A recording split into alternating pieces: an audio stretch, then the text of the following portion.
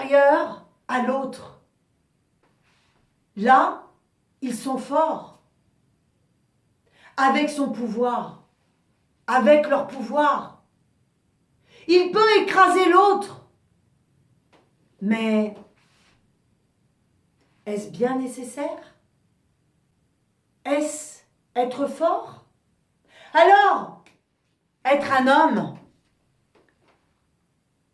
ce n'est pas aller tuer pour le plaisir ou prendre la fourrure des animaux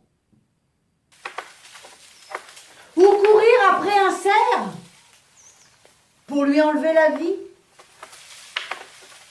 par plaisir. Jubiler quand tu as tué quelqu'un ou un animal, ou que tu as brisé la vie d'une personne.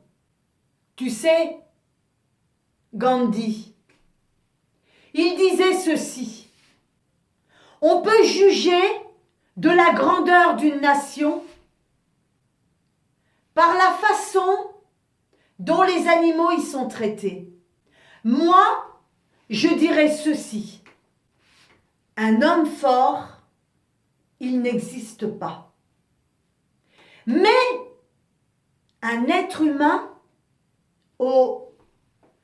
qui respecte ce qui l'entoure et le fait grandir, c'est un être fort. Je vais te rappeler ce que c'est un homme. Et tu me diras si tu es d'accord. Souviens-toi de Mohamed Ali, qui a refusé d'aller tuer les Vietnamiens. Il a osé refuser à son pays d'aller faire la guerre, d'aller tuer.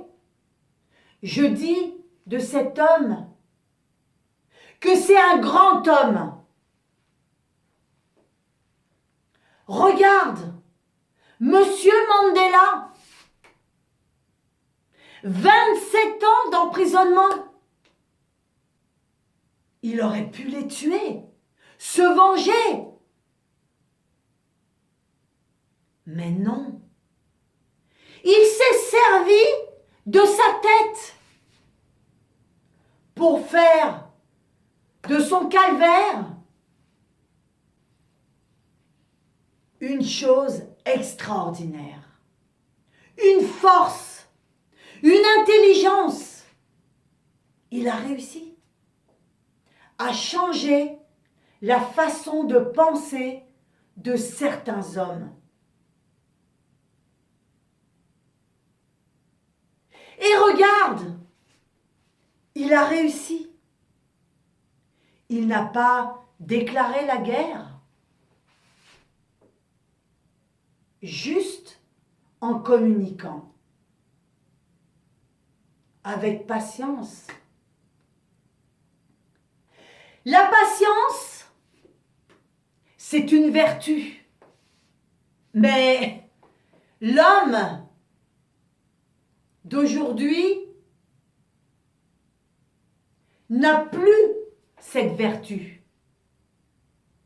Pour certains, ils s'imaginent encore être dans les années 50, où ils peuvent faire ce qu'ils veulent. Aussi bien des femmes, des animaux et de la planète.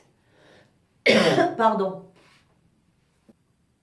Mais la destruction te détruira, que tu sois un homme fort ou pas.